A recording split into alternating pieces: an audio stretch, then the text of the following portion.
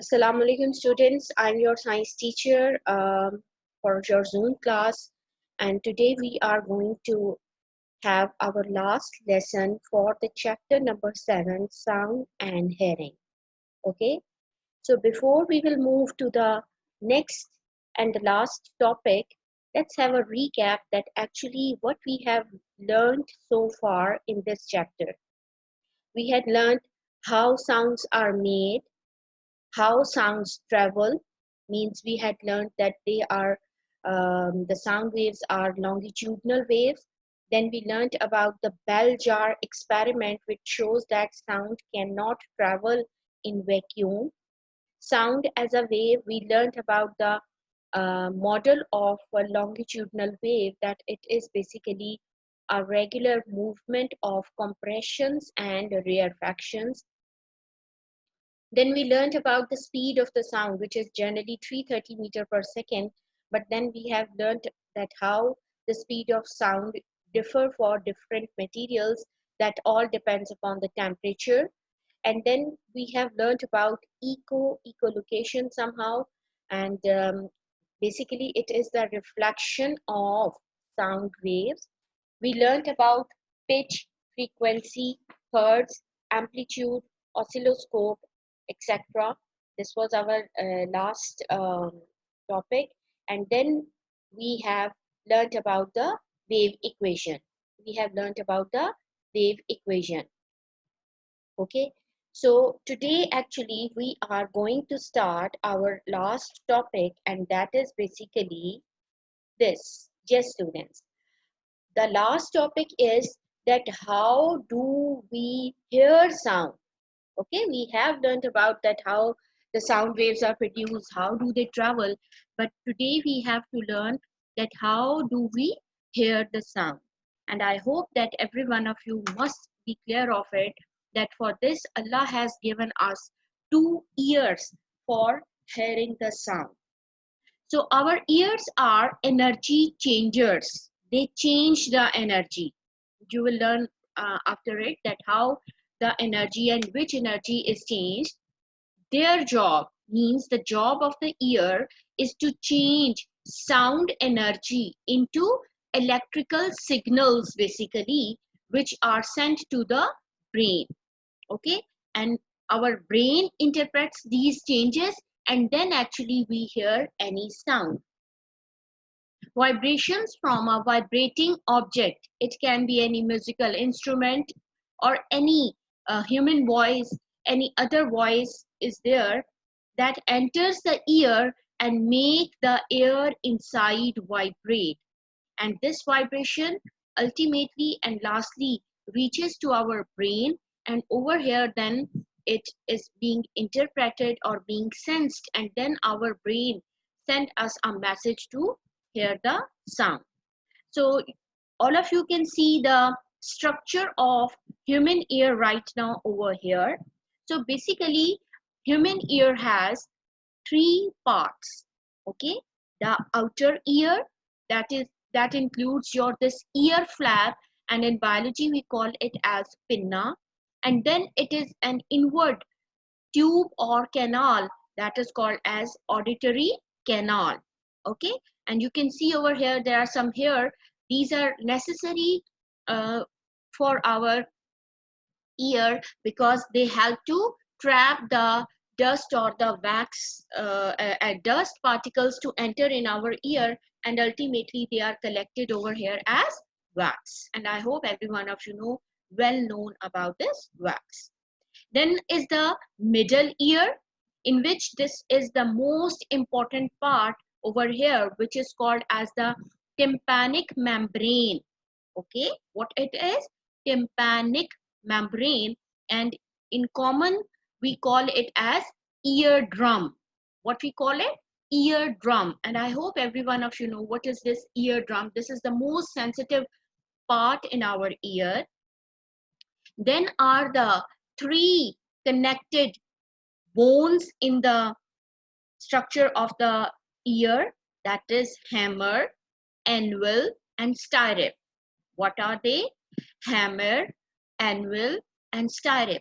And students, adding up to your knowledge, the uh, human ear bones are the smallest bones in our body. So inshallah, in the later clip, you will see that how smaller they are, and they are interconnected with each other.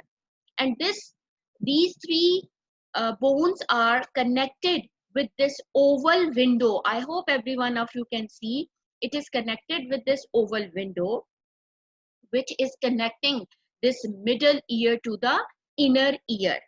Okay, then is the three semicircular canals. I hope every one of you know what is a circle, and half of a circle is always called as a semicircular canal. So students, you can easily see these semicircular canals over here. Okay, and by the end, these three semicircular canals are connected with this coiled structure, which is called as cochlea. What it is called? Cochlea. And this is the actual organ or actual part of hearing. Why? Because it has hair in it, and it also has certain cells which sense that vibrations which are being traveled up to it, and they send the message through this auditory nerve. You can see over here auditory nerve to the brain interprets it, and then we are able to hear it. So students, our human ear is composed of three parts: outer ear, which includes the pinna and the auditory canal; middle ear, which has this tympanic membrane or the eardrum; three smallest bones, hammer, anvil, and stirrup, and these are connected with the inner ear with this oval window. And in inner ear, we have these three semicircular canals, and they are also connected with this coiled structure which is called as cochlea. And when the sensation or vibrations reach there, they send this message through the auditory nerve to our brain, and our brain sense that sound, and we are able to hear the sound.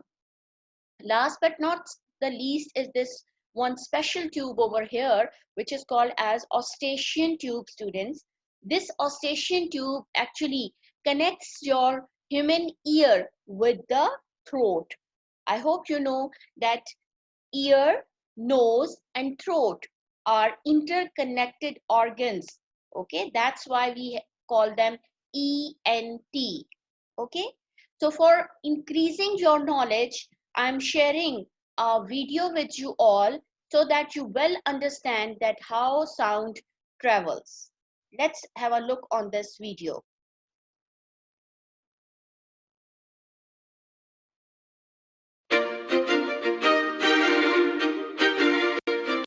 How are you listening to this music right now?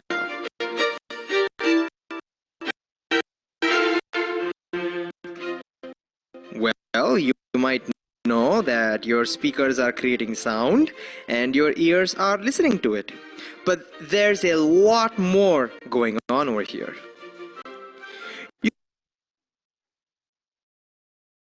see, all your speakers are doing right now is vibrating the particles of the air close to it. Then they vibrate.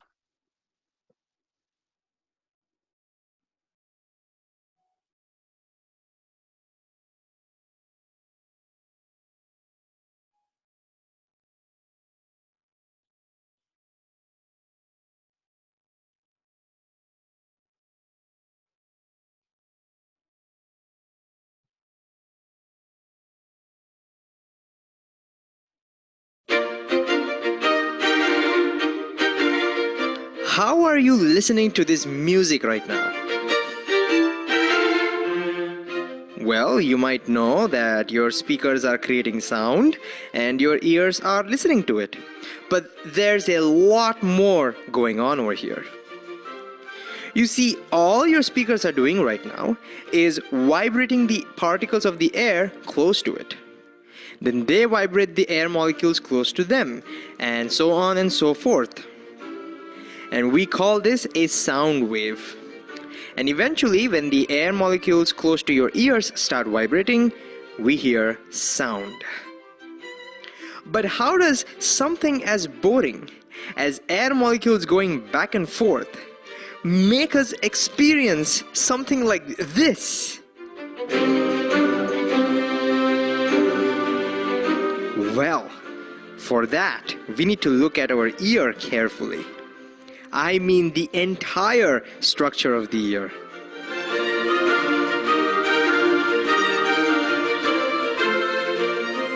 So let's look at how the different parts of the ear work together to make us experience sound. So our ear can be divided into three parts: the outer ear, the middle ear, and the inner ear. The outer ear starts with the pinna. It's the part that you can see and touch, or in my case, the part that my mom would twist quite often. Its job is to collect as much sound waves as possible and channel it into the auditory canal.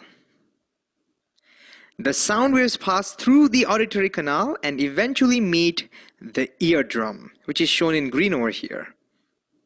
The eardrum is a transparent membrane which is super sensitive to the vibrations of the air. So as the air vibrates, even the eardrum starts vibrating, just like the skin of a drum. And as you can see, the eardrum also separates the outer ear from the middle ear. This brings us to the middle ear. The middle ear consists of the three tiniest bones of the human body, and they're together called the ossicles. And they have pretty cool names. They're called the malleus, the incus, and stapes. And here's the actual picture of these three bones. And because of their shapes, they're also commonly called as the hammer, the anvil, and the stirrup. Stirrup is where you rest your feet when you're riding your horse. Alright, so as the eardrum vibrates, you can see the ossicles also start vibrating, transferring the vibrations from the eardrums to the inner ear. Now their main job is to increase or amplify the pressure of the sound waves when it reaches the inner ear. But why do we need to increase the pressure of the sound waves? Because as we will see, the inner ear consists of a liquid, not air. So the vibrations must transfer into a liquid. And you might already know that vibrating or moving particles of liquid is much harder than moving particles of air, which is why it's very easy for you to swing your arms in the air, but it's pretty difficult to do that inside water, like say in a swimming pool. And so to set this liquid in vibration, the pressure has to be high enough. And in fact, it turns out that our ossicles increase the pressure of the sound about 20 times. But how do they do that? Well, just take a look at the base of the stapes. It has such a small area compared to that of the eardrum. So when the force gets transmitted from the eardrum to the stapes, it gets concentrated in a very tiny area. And you might know when you concentrate force in a very tiny area, you increase its pressure. And that brings us to the inner ear. The inner ear consists of a bony structure, which is shown in purple. Now, as you can see, the top part of this structure consists of three semicircular rings. They help us in maintaining our balance when walking or dancing or whatever we do. So they're not involved in hearing, so not so important for us. The part that's involved in hearing is this snail-like structure. This is called the cochlea. What does it do?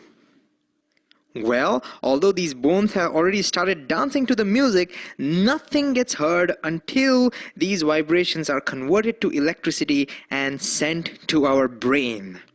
And that's exactly what the cochlea does. Now the cochlea is super complex, and it's also a little mysterious. Even today, there are certain things about it we just don't know. And so we'll definitely not go into the details. But as mentioned earlier, it contains a liquid. And when the stirrup hits our cochlea, this liquid starts vibrating. And then there are some specialized cells in the cochlea that convert these vibrations into electrical signals. And these electrical signals go through the auditory nerves all the way to your brain, where it gets finally interpreted as sound. And the cells of your cochlea are amazing. The electrical impulses that they generate are super sensitive to how loud the sound is or how feeble the sound is, whether it is high frequency or low frequency. And as a result, your brain can differentiate the tiniest differences in the sound. And so you can understand different letters or words or even understand what I'm saying right now or hear the different notes of this music.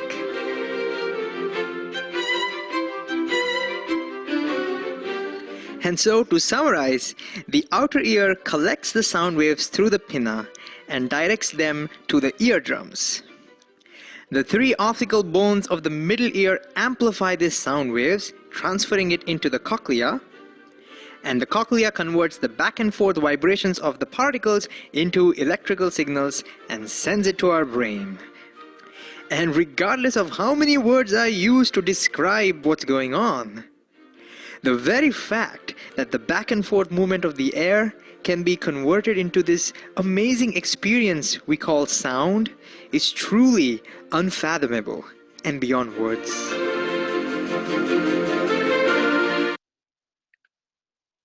So students, I hope all of you have well understand about today's video, and you have learned that how basically sound is reached to our ear and how do we hear the sound. So let's move to our next topic now, noise pollution.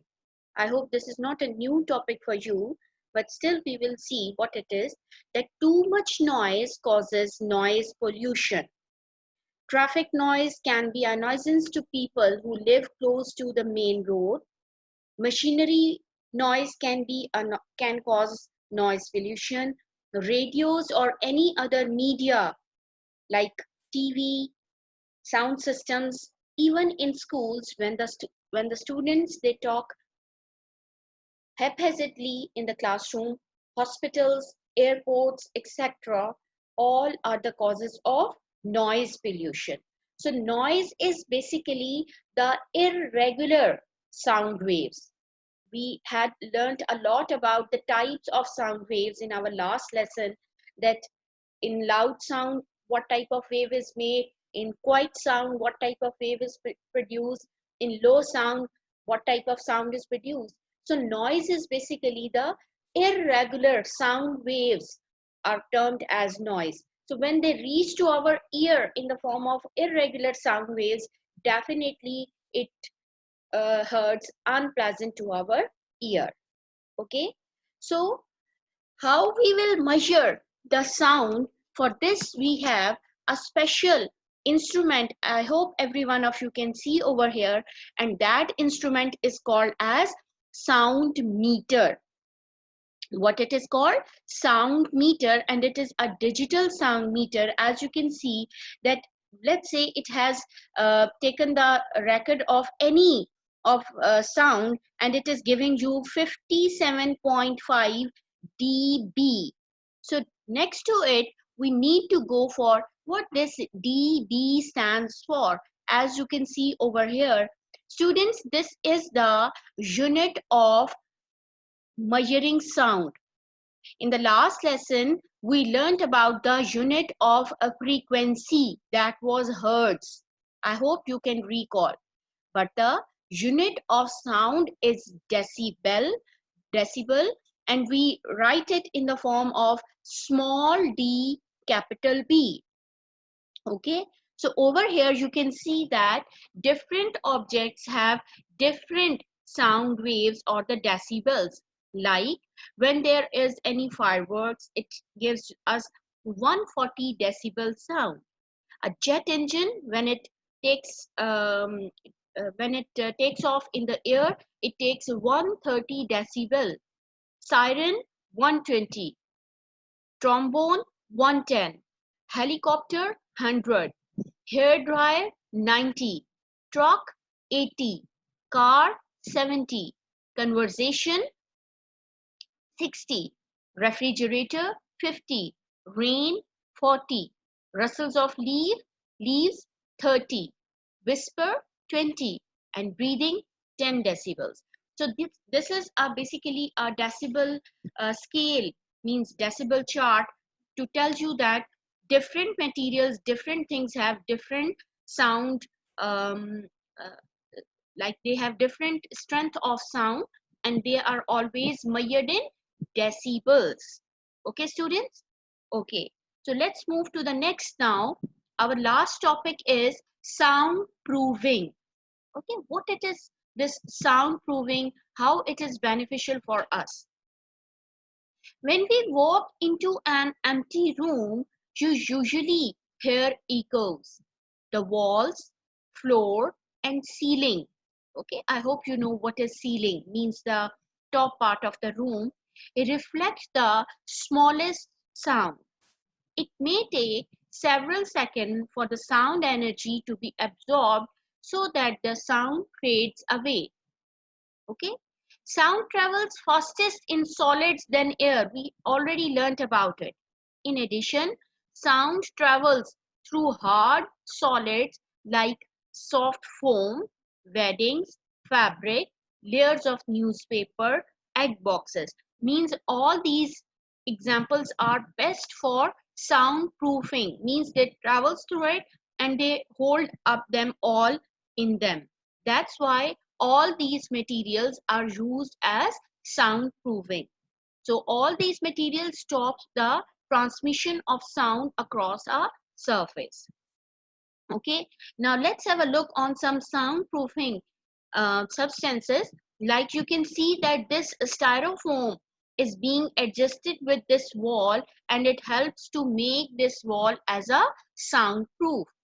Similarly, you can see that this person is setting this foam like fabric in between these structures, which help to make this room or this area wherever he is fitting it into it, making it soundproof, means sound now cannot pass to the next room or the next area. Okay, these type of soundproofing materials is sometimes made in the theaters where the movies are being played, or these type of soundproofs are also being fitted in halls, auditoriums, etc. and etc. Even there are some soundproofing special fabrics are present in inside the your cars and so many areas. So this is about the examples of soundproofing. Okay, so that was our last topic. Today actually we had learned about that how do we hear sound.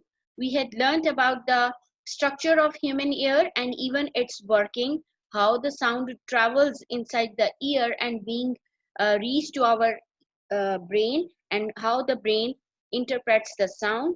Then we had learned about the noise pollution. Okay, this is a very easy and common topic, that when there is too much noise, it causes noise pollution. What are the examples of noise pollution, and what is noise basically? It is basically the irregular sound waves. Next, we learnt about what is the instrument called to measure the sounds, that is called as sound meter. There are now mostly the digital sound meters are available in the market. And then we have learned about the unit of sound, that is decibel, and it is denoted by small d capital B. And here I have shared the decibel scale or the decibel chart with you all, that how different objects have different um, values of sound or the different decibels.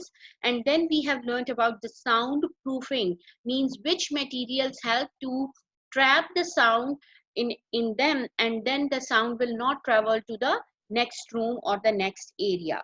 And that are some of the examples of soundproofing. Okay, students, I hope every one of you have learned about this topic and the whole chapter.